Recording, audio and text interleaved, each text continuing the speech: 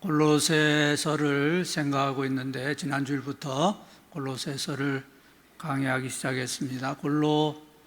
골로새서는 골로새 교회에 보낸 편지입니다. 사도 바울이 로마의 감옥에 있으면서 골로새 교회에 편지를 보냈습니다. 골로새 교회는 사도 바울이 에베소에서 3년간 목회를 했는데 그때 에바브로디도가 아마도 골로새 교회를 세운 것 같습니다. 그래서 에베소에서 동쪽으로 약 150km 떨어진 곳에 골로새 도시가 있었습니다. 사도 바울은 그 골로새 교인들을 직접 얼굴로 보지는 못했습니다. 그러나 에바브로디도를 통해서 골로새 교회 성도들의 믿음과 사랑과 소망에 대해서 듣고 감사했다고 말씀합니다. 오늘 9절과 10절 말씀 읽었는데요. 9절 말씀을 다시 한번 읽어봅니다. 9절 말씀 시작. 이로써 우리도 듣던 날부터 너희를 위하여 기도하기를 그치지 아니하고 구하노니 너희로 하여금 모든 신령한 지혜와 총명에 하나님의 뜻을 아는 것으로 채우게 하시고 이로써 우리도 듣던 날부터 너희를 위하여 기도를 그치지 아니하고 구하였다. 사도 바울은 그렇게 말씀합니다. 기도는 우리 신앙인의 삶과 사역에 있어서 매우 중요한 도구입니다. 기도를 통해서 우리는 하나님 앞에 우리의 필요를 가지고 우리의 소원을 가지고 나아갈 수 있고 또 하나님의 뜻을 이루기 위해서 하나님과 하나가 될 수 있습니다. 기도는 우리가 하나님 앞에 뭐라고 그냥 말하는 것만이 아닙니다. 기도는 대화이고 신령한 교제입니다. 독백이 아니라 대화입니다. 우리가 드리는 기도에 많은 경우에 좀 잘못된 것, 좀 부족한 것이 있다면 그냥 하나님 앞에 아뢰기만 하고 하나님의 말씀을, 하나님의 음성을 듣지는 않는 것입니다. 그래서 어떤 사람은 하나님께 간절히 기도합니다. 하나님, 저의 삶에 문제가 있습니다. 정말 너무나 힘이 듭니다. 도저히 견딜 수 없을 것 같습니다. 막 하나님 앞에 하소연을 해요. 그래서 하나님이 뭐라고 말씀하시려고 하면은 그냥 예수님의 이름으로 기도합니다. 아멘 하고 끝나버리는 거예요. 그래서 우리가 하나님 앞에 그냥 이야기는 했는데 하나님의 음성을 하나도 듣지 못한다면 우리의 기도는 참 온전한 그런 기도가 되지 못합니다. 하나님과의 그런 쌍방의 대화가 되지 못합니다. 여러분, 우리가 누구와 대화를 나눌 때 그냥 일방통행으로만 그냥 말만 하는 사람하고 대화를 나누면 얼마나 답답합니까? 정말 그런 사람하고 참 대화를 나누면 어렵거든요. 그래서 기도가 하나님과의 대화이기 때문에 우리가 하나님의 음성을 듣는 그런 마음, 그런 자세를 가져야 됩니다. 그래서 우리가 하나님께 기도를 드리고 또 하나님의 말씀을 듣기 위해서 기다리는 그런 시간을 가질 필요가 있습니다. 하나님의 응답을 듣고 하나님의 지시를 듣기 위해서 우리가 기다릴 수 있어야 됩니다. 자, 사도 바울은 지금 로마 감옥에 갇혀 있는 그런 몸이었습니다. 그러나 그는 골로새 성도들의 믿음과 사랑과 소망에 대해서 들을 때 하나님께 감사했고 동시에 그 성도들을 위해서 계속해서 기도했습니다. 이로써 우리도 듣던 날부터 너희를 위하여 기도하기를 그치지 아니하였다. 그렇게 오늘 9절에서 말씀합니다. 로마의 감옥에서 저 멀리 소아시아 지방 루코 강변의 도시 골로새 교회 성도들을 위해서 계속해서 기도했습니다. 아마 그 당시에 로마에서 골로새까지 여행을 하려고 하면 적어도 2, 3개월이 걸렸을 것입니다. 그 당시에 교통수단으로는 두세 달은 좋게 걸렸을 것입니다. 그러나 바울이 로마 감옥에서 골로새 교회 성도들을 위해서 기도할 때 즉각적으로 그 영적인 힘이 골로새 교회에 전달되었습니다. 그 기도를 통해서 골로새 성도들이 성령님의 역사에 의해서 하나님의 뜻을 분별하게 되고 영적인 승리를 얻을 수가 있었습니다. 여러분, 우리의 기도는 또는 우리의 영은 시간과 공간의 제한을 받지 않습니다. 바울은 로마의 감옥에 있었지만 골로새 성도들을 위해 효과적인 기도의 사역을 할 수 있었습니다. 우리는 이 기도의 놀라운 능력을 기억해야 합니다. 기도의 가치, 기도의 본질을 깨달아야 합니다. 우리는 하나님을 위해 사역하고 싶지만 여러 가지 제한 때문에 할 수 없을 때가 있고 또 그것을 한탄스럽게 생각할 때가 있습니다. 주님, 저는 주님을 섬기고 싶은데요, 아이들을 돌봐야 합니다. 이 아이들이 그저 항상 제 발에 매달려 있고 집안일을 돌봐야 되기 때문에 주님을 섬길 수 없습니다. 주님을 섬기기를 원하지만 직장에 나가서 일을 해야 되기 때문에 주님을 섬길 시간이 없습니다. 가능하면 영적 생활도 많이 하고 봉사활동도 하고 싶지만 그럴 수가 없습니다. 또 요즘은 코로나 때문에 예배도 성전에 나가서 마음껏 예배도 드릴 수 없습니다. 우리가 이런 여러 가지 제한 때문에 고민하기보다는 우리가 할 수 있는 일을 해야 하는데 우리가 할 수 있는 가장 중요한 일이 우리가 가진 이 기도라는 영적인 무기를 가지고 하나님 앞에 기도할 수 있습니다. 우리는 기도를 통해서 우리 자신을 위해서 기도하고 교회를 위해서 기도하고 또 선교사님들을 위해서 기도할 수 있습니다. 그때 그 기도가 영적인 힘이 되어서 우리가 기도하는 그분들에게 영향을 미치게 될 것입니다. 우리의 기도는 영적인 전투에서 큰 지원군이 되어서 하나님의 사역에 영향을 미치게 됩니다. 그리고 우리가 이런 기도 사역에 더 깊이 개입할수록 우리는 더 영적으로 더 민감한 마음을 가지게 되고 어떤 때는 정말 한밤중에도 어떤 사람을 위해서 기도하고 싶은 마음을 가지게 될 것입니다. 유명한 대형 여객선 타이탄호가 빙산에 부딪혀서 침몰했을 때 구조선이 몇 개 되지 않았습니다. 그래서 어린이들과 또 여자들만이 구조선을 탈 수 있었습니다. 그때 어떤 부인은 남편하고 함께 죽기 위해서 구조선에 옮겨 타기를 거부했고 수많은 사람들이 용감하게 죽음을 맞이했습니다. 그런데 승객 중에 아치발드 그렛이라는 대령이 혼자 타고 있었습니다. 그렛이 대령은 여자와 어린아이들을 구조선에 태우는 것을 돕고 이제 객선 맨 위에 갑판으로 올라갔습니다. 거기서 배의 마지막을 맞이하려고 했습니다. 그는 머지않아서 배가 침몰할 것을 알고 있었습니다. 그는 죽음을 각오하고 배가 가라앉기 시작했을 때 가능한 멀리 다이빙을 해서 배와 같이 가라앉지 않도록 마지막으로 죽음과 싸워보기로 결심했습니다. 그래서 그는 고공 다이빙으로 그 얼음물 속으로 뛰어들었습니다. 그리고 가능한 깊이 그리고 멀리 잠수했습니다. 심장이 터질 지경에 이르기까지 숨을 참으면서 물속으로 계속 헤엄을 쳐 나갔습니다. 그리고 그 순간 그는 간절하게 기도했습니다.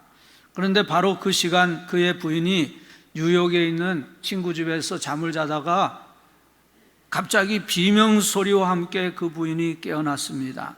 집안 사람들이 모두 놀라서 그 부인의 방으로 가보았더니 그 부인이 두려움에 사로잡혀서 기도하기 시작했습니다. 그리고 그 기도는 밤새도록 계속되었습니다.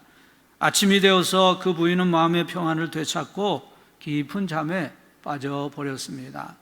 그런데 아침에 소식이 뉴스가 나오는데 타이타닉호가 난파되었다 하는 그런 뉴스가 나왔습니다. 그래서 그 부인의 친구인 그 집주인이 이 소식을 어렵게 자기 친구 부인에게, 대령 부인에게 전해 주었습니다. 그런데 그 부인은 그 소식을 듣고서도 매우 침착했습니다. 저는 걱정하지 않습니다. 내 남편은 괜찮을 겁니다. 나는 그것을 느낍니다. 이렇게 말을 했습니다. 그레시 대령은 그때 수면 위로 다시 올라와서 보니까 가까운 곳에 나무 상자 하나가 떠 있는 것을 보게 되었습니다. 그래서 그 나무 상자를 붙잡았고 얼마 후에 희미한 불빛 가운데 작은 뗏목이 다가왔습니다. 그 뗏목에는 이미 많은 사람들이 타고 있어서 반쯤은 물에 잠겨 있었습니다. 그러나 사람들이 그 대령을 끌어올려 주었습니다. 며칠 동안 파도 위에서 기다린 끝에 드디어 그 뗏목은 구조되었습니다. 기도에는 어떤 영적인 힘이 있어서 그 기도는 직접 하나님 앞으로 올라가게 되고 또 그 기도의 대상지로 연결됩니다. 우리가 이런 기도 생활을 통해서 하나님과 영적으로 교통하고 또 하나님이 원하시는 그런 능력 있는 신앙의 삶을 살아가게 됩니다. 기도의 능력을 절대 과소평가해서는 안 됩니다. 어떤 때 우리는 다른 사람에게 사과를 할 때가 있어요. 미안합니다. 제가 좀 도와드려야 하는데 사정이 생겨서 그냥 기도만 했습니다. 무언가 직접 도와주지 못하고 기도만 한 것을 미안하게 생각할 때가 있습니다. 그러나 사실 기도는 그 무엇보다도 더 많은, 더 큰 도움이 될 수 있어요. 우리가 할 수 있는 일이 그렇게 많지 못하지만 하나님이 할 수 있는 일은 무제한이기 때문에 우리는 기도를 통해서 다른 사람에게 또 어떤 사역이나 활동에 큰 도움을 줄 수 있습니다. 그래서 우리가 환경을 탓하고 사람을 탓하고 무엇을 핑계하거나 원망하면서 그것 때문에 무슨 일을 할 수 없다고 그렇게 생각하기보다도 기도의 사역에 몰두해야 합니다. 공연한 불평과 원망은 사탄의 속임수입니다. 아무개 때문에 그때 그렇게 안 해야 하는 건데 공연히 불평하고 원망하는 대신에 우리는 기도의 사역을 통해서 영적인 전투에서 하나님의 편에 서야 합니다. 기도는 하나님이 우리에게 주신 가장 귀한 특권이고 무기입니다. 우리는 이것을 사용해야 합니다. 바울은 골로새 성도들의 형편을 듣고 내가 곧 너희에게 건너가도록 노력하겠다 하지 않았습니다. 바울이 즉시 떠났어도 3개월 후에나 도착할 수 있었을 것입니다. 그때는 벌써 상황이 다 끝나 있을지도 모릅니다. 그 대신 바울은 즉시 기도의 사역에 들어갔습니다. 그리고 그 기도는 즉각적으로 골로새 교회의 영적인 영향을 미치게 되었습니다. 이로써 우리도 듣던 날부터 너희를 위하여 기도하기를 그치지 아니하였다. 여러분, 우리 주변에 이런 분이 있다면, 이런 사람이 있다면 얼마나 든든하겠습니까? 저는 정말 평생 우리 부모님이 나를 위해서 기도해 주신다 하는 사실을 늘 든든하게 생각했습니다. 저희 어머님은 돌아가셨지만은 또 저희 아버님이 아직까지 계셔서 지금 97세이시지만 계속해서 저를 위해서 기도해 주시는 것을 늘 감사하게 생각하고 있습니다. 여러분, 부모님이 안 계셔도 우리에게는 우리를 위해서 기도해 주시는 분이 계십니다.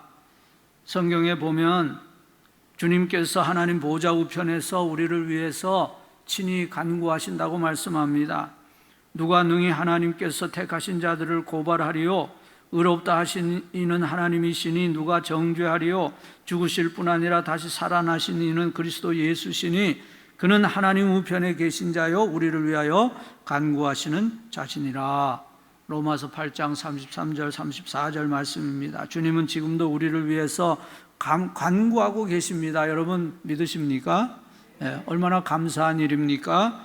사도 바울은 골로새 성도들을 위해서 쉬지 않고 기도했어요. 감옥에 있기 때문에 더 기도하는 시간을 가질 수 있었습니다. 사도 바울의 기도 제목, 그의 기도의 소원이 무엇입니까? 오늘 9절 말씀 그 하반절에 보면은 너희로 하여금 모든 신령한 지혜와 총명에 하나님의 뜻을 아는 곳으로 채우게 하시고, 이렇게 말씀합니다. 여기 채운다는 말은 계속적으로 채운다, 점점 더 많이 채운다는 뜻입니다. 무엇을 점점 더 많이 채웁니까? 하나님의 뜻을 아는 곳으로 채워지게 되기를 기도했습니다. 하나님의 뜻을 아는 것보다 더 중요한 것이 별로 없습니다. 하나님의 뜻을 알기 위해서 힘써야 됩니다. 사실 많은 사람들이 하나님의 뜻을 아는 것에 대해서 큰 관심이 없습니다. 가장 중요한 일인데 그것을 소홀히 합니다. 우리는 우리의 일상생활에 너무 바빠서 하나님의 뜻을 생각해 보지 못합니다. 우리의 스케줄에 바쁘게 움직입니다. 그래서 하나님께서 어떤 일을 내가 하기를 원하시는지를 물어보려고 하지를 않습니다. 우리가 기도할 때는 주님의 인도를 받기 원합니다, 주님의 뜻을 이루기 원합니다, 그렇게 기도하지만 실제로는 지금 오늘 내가 무엇을 할지를 주님께 물어보지를 않습니다. 우리가 아침에 자리에서 일어날 때 그냥 생각 없이 벌떡 일어나지요. 그때 주님께, 주님 제가 오늘 일어나야 될까요 말까요 이렇게 물어본다면 아마 하나님도 놀라실 것입니다. 그런데 우리가 매사에 이렇게 하나님께 물어보는 그런 마음으로 신앙생활을 할 수 있다는 겁니다. 그것이 기도 생활이에요. 우리의 삶이 늘 반복되고 일상생활이 그냥 습관적으로 돌아가기 때문에 우리가 주님 앞에 좀 차분하게 조용히 앉아서 주님 제가 어떻게 해야 할까요?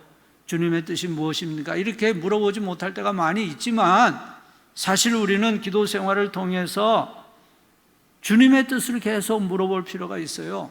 내가 그냥 내 마음대로, 내 뜻대로, 내 임의로 그냥 모든 일을 다 처리해버리고 일이 잘못되면은 또 하나님께 원망을 하잖아요. 왜 나에게 이런 일이 일어나게 해주십니까? 그러면 하나님이 우리에게 물으실 거예요. 너는 나에게 물어보고 했느냐? 왜 물어보지 않았느냐? 이렇게 물어보실 것입니다. 우리가 하나님께 원망하는 마음은 빠르고 하나님의 인도하심을 따르려는 마음은 너무나 느린 것이 문제입니다.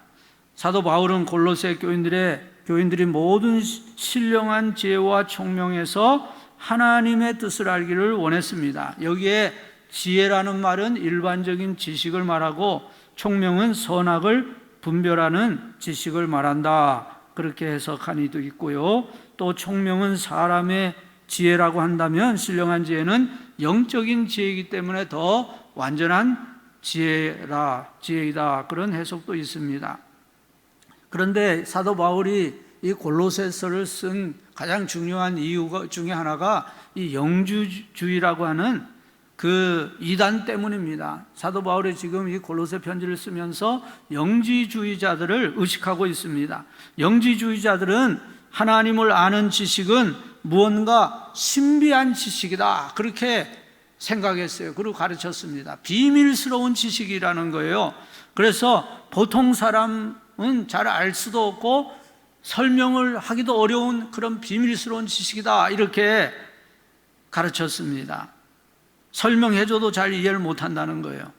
그러나 바울은 우리 모든 성도들이 이 구원의 지식을 가질 수 있게 되기를 기도했습니다. 여러분, 구원의 길이 우리가 모를 수 있는 그런 게 아니잖아요. 예수 그리스도의 십자가를 통해서 주님께서 구원의 길을 열어주셨고, 우리는 그 십자가의 주님 앞에 우리의 죄를 고백하고 예수 그리스도를 나의 구주로 믿고 영접하면 구원받는다. 이것이 성경이 우리에게 가르쳐 주시는 구원의 지식이에요. 이것은 비밀이 아닙니다. 모든 사람이 다 구원받을 수 있는 길을 주님이 마련해 주셨고 그것을 우리에게 알려주셨습니다. 1799년에 프랑스군이 이집트의 로제타라는 도시, 지금에는 라시드라는 도시인데 그 도시 외곽에서 석판 하나를 발견했습니다. 그런데 그 석판에 비문이 이렇게 쓰여져 있었어요. 근데 그 비문은 주전 196년에 프톨레미 5세, 프톨레미 왕국은 이 헬라 계통의 왕국이었죠. 그 5세 황제의 대관식 후에 공포된 법령이 거기에 새겨져 있는데, 중요한 것은 그 법령이 3가지 언어로 기록됐다는 거예요. 첫째는 고대 이집트 상형 문자로 기록되어 있고, 그 다음에는 그 당시 이집트 상형 문자로 기록되어 있고, 세 번째로는 그리스어로 기록이 되었습니다. 그래서 그때까지는 이 고대 상형 문자, 이집트 상형 문자를 전혀 해석할 수가 없었어요. 그 이집트 상형 문자는 아주 영원한 수수께끼였는데, 그 비문이 발견됨으로 해서 이제 그 이집트 상형 문자를 풀이할 수 있게 됩니다. 굉장히 중요한 그런 자료가 된 겁니다. 만일 그 로제타 석판이 발견되지 않았다면 이집트의 고대 역사와 또 이집트의 그 모든 지혜는 영원히 알 수가 없었을 것입니다. 예수님은 우리를 구원하시기 위한 하나님의 신비한 계획을 우리에게 알려주시기 위해서, 하나님의 그 하늘나라의 비밀을 우리에게 번역해 주시기 위해서 오셨습니다. 우리는 예수님을 통해서 하나님의 구원의 계획과 또 방법을 알게 되었습니다. 우리 안에 계신 성령님을 통해서는 우리 각자가 하나님의 음성을 듣고 하나님의 뜻을 이해할 수 있게 되었습니다.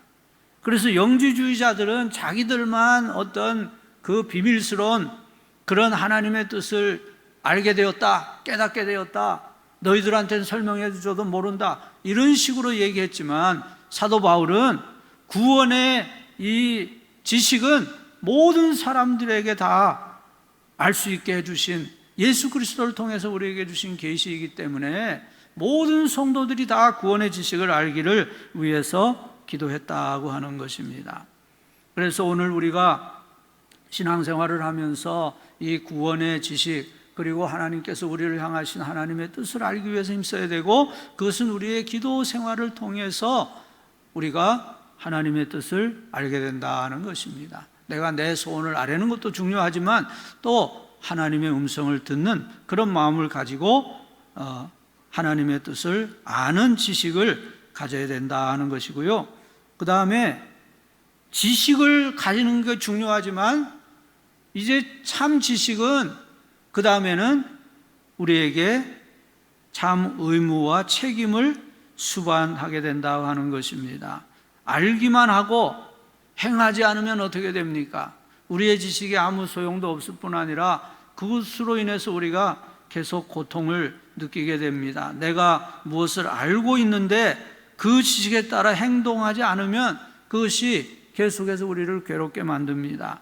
옳은 줄 알면서도, 또 해야 되는 줄 알면서도, 도와줘야 함을 알면서도 도와주지 못할 때, 그것이 참 우리를 고민스럽게 만듭니다. 그래서 바울은 두 번째 강구를 드리는데, 그것은 그 지식에 합당하게 행하는 것이었습니다. 10절 말씀입니다. 10절 말씀 우리 같이 한번 읽어봅니다. 시작. 주께 합당하게 행하여 범사에 기쁘시게 하고 모든 선한 일에 열매를 맺게 하시며 하나님을 아는 것에 자라게 하시고. 우리가 하나님의 뜻을 알았으면 그 뜻을 행하는 그런 삶을 살 때 하나님을 기쁘시게 해드릴 수 있습니다. 우리는 하나님을 기쁘시게 해드리기 위해서 부르심을 받은 사람들입니다.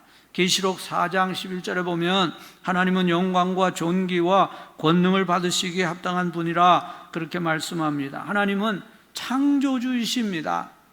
창조주이시기 때문에 영광과 존귀와 찬송을 받으시기에 합당하신 분이십니다.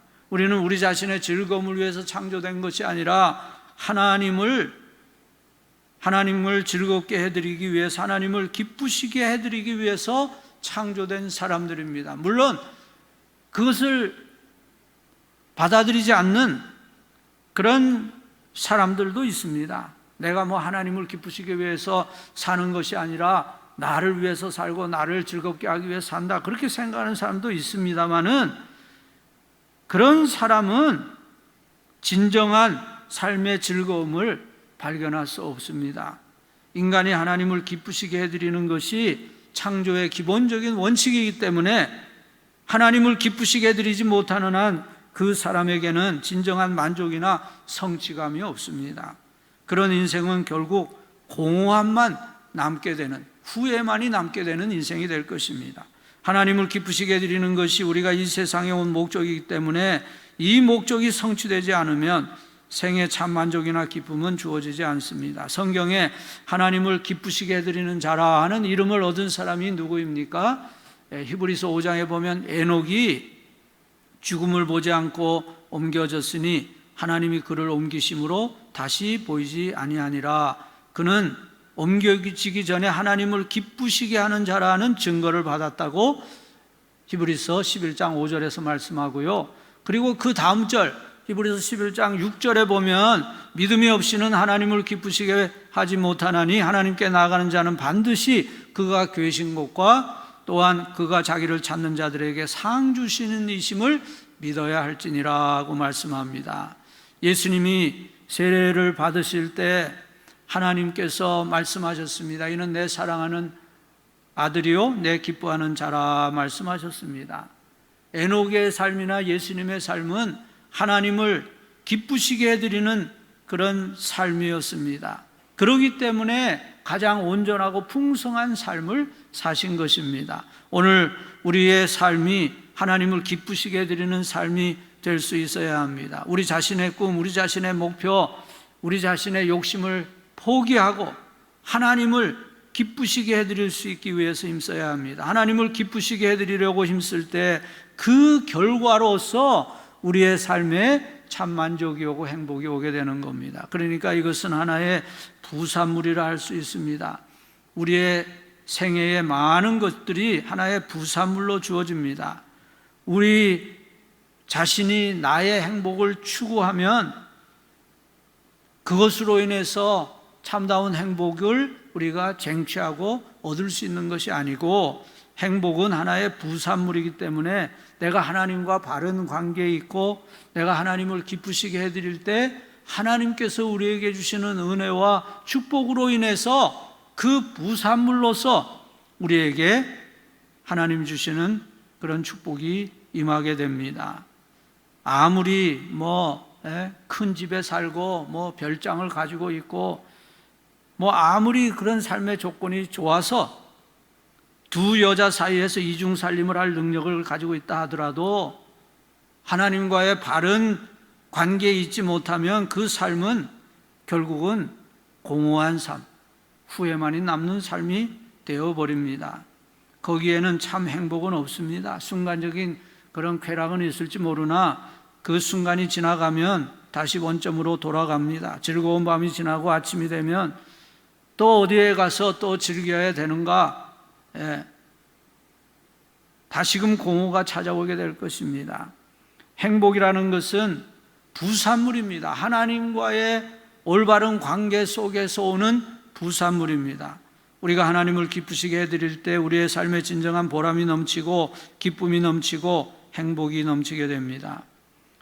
행복을 쫓아가는 것이 아니라 하나님을 기쁘시게 하려고 힘쓰다 보면 나의 생애가 하나님의 계획을 이루고 하나님의 목적을 이루는, 그리고 하나님과 조화를 이루는 삶을 살게 되고, 하나님이 나를 이 세상에 보내신 그 목적이 성취되기 때문에 인생의 진정한 보람과 만족을 가지게 된다는 겁니다.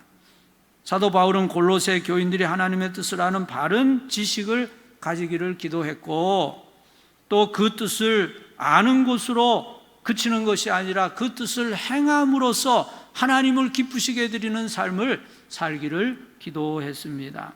그리고 모든 선한 일에 열매를 맺게 하시고, 그 다음 말씀 보면 모든 선한 일에 열매를 맺게 해달라고 기도합니다. 하나님의 뜻은 우리의 생애 속에서 많은 열매를 맺는 것입니다.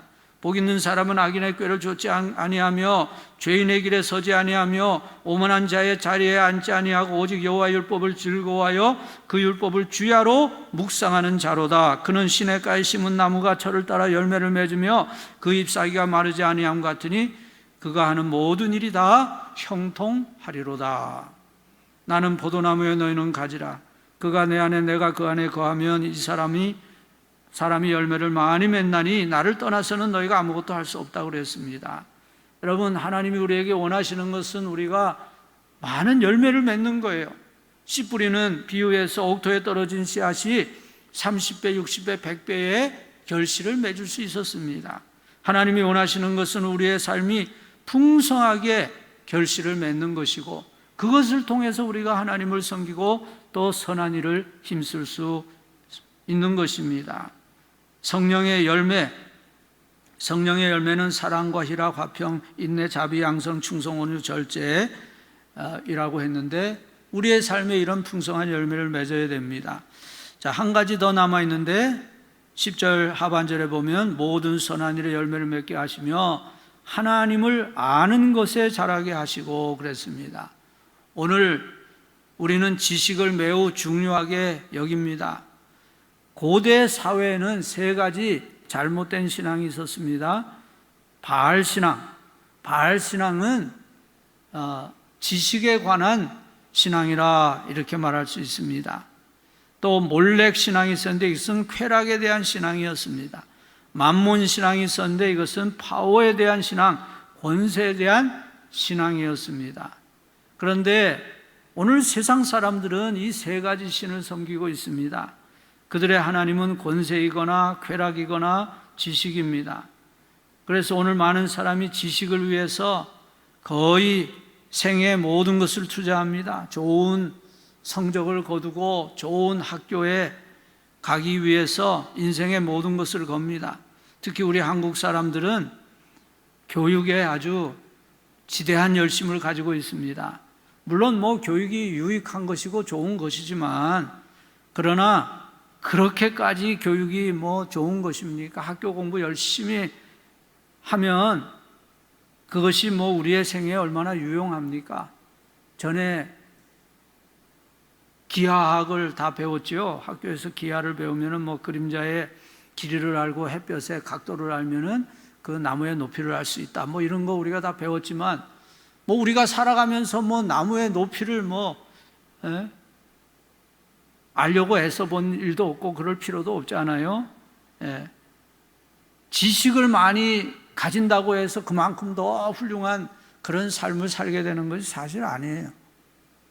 목사가 공부를 많이 하면 목회를 잘합니까? 제가 전에 신학교 다닐 때 곽선임 목사님이 교회 성장에 대해서 가르쳤는데 곽 목사님이 한 얘기가 별로 생각나는 게 없는데 목사가 너무 공부 많이 하면 안 된다. PhD 하거나 디민하면 목회가 잘 안 되기가 쉽다. 그런 말씀하는 게 생각이 나요. 너무 지식이 많으면은요, 내가 이렇게 지식이 많다 이런 생각만 하고 정말 목회를 전념하지 못한다 그런 뜻이겠죠. 세상적인 지식을 많이 아는 것이 사실 우리의 생애에 큰 유익은 없어요. 하나님을 아는 지식이 점점 많아져야 그것이 진정으로 하나님의 사람으로서 이 세상에서 가장 보람있게 가치있게 살 수 있게 해주는 겁니다. 하나님을 아는 지식이 가장 귀한 지식입니다. 사도 바울은 그리스도를 알기를 원한다고 했습니다. 예수님은 수고하고 무거운 짐진 자들아 다 내게로 오라. 내가 너희를 쉬게 하리라. 나는 마음이 온유하고 겸손하니 나의 멍에를 메고 내게 배우라 말씀하셨습니다. 우리가 하나님을 아는 그런 지식에서 점점 자라나야 됩니다. 어떻게 하나님을 알 수 있습니까? 우리가 하나님의 말씀을 봉독하고 그 말씀을 묵상하고 또 그 말씀을 실천하기 위해서 힘써야 합니다. 예수님은 누구보다도 정말 분주하시고 또 어떤 면에서는 가장 고난의 그런 삶을 사셨다고 할 수 있습니다. 십자가에서 비참하게 죽으시는 것으로 그의 생애를 마치셨고 그것을 보통 사람 같으면 모르고 살았겠지만 예수님은 처음부터 예수님의 사명을 다 알고 계셨기 때문에 인자가 온 것은 다른 사람을 섬기고 많은 사람의 대속물이 되기 위해서 왔다. 예수님은 자신의 사명을 다 알고 계셨어요. 그래서 십자가의 그런 그 그림자를 항상 마음에 품고 사셨습니다. 그러나 예수님은 누구보다도 가장 평안하고 풍성한 삶을 사셨습니다. 어떻게 그렇게 아름다운 삶을 살아가실 수 있었습니까? 예수님에게는 하나님을 아는 지식이 있었기 때문에, 하나님을 알고 또 인생의 의미와 목적을 아는, 또 자신의 사명을 아는 지식이 있었기 때문에 예수님은 가장 아름다운, 가장 평안하고 풍성한 삶을 사실 수 있었습니다. 우리가 위기를 만날 때 당황하지 아니하고 절망하지 아니하고 살아갈 수 있는 것은 우리에게도 하나님을 아는 지식이 있는 것입니다. 하나님이 나를 이 땅에 보내신 뜻을 알고 하나님의 사명을 생각하고 그 뜻을 이루기 위해서 힘쓰는 삶을 살다가 하나님 앞에 가게 되면 가장 보람 있는 인생으로 하나님 앞에 설 수 있게 될 것입니다. 그런 참 지식이 있음으로 해서 인생의 참 평안과 기쁨과 능력을 가지게 되는데, 오늘 우리가 이 말씀을 기억하면서 우리 하나님께서 우리에게 주신 가장 귀한 도구인 기도를 통해서 내가 하나님 앞에 기도를 드리지만 또 하나님의 뜻을 깨닫고 하나님이 우리에게 주신 가장 귀한 지식, 구원의 지식, 그리고 우리의 생애를 위한 하나님의 뜻을 알아서 그 뜻을 이루어드리는 가장 복된 삶을 살아가는 저와 여러분 될 수 있기를 주님의 이름으로 축복합니다.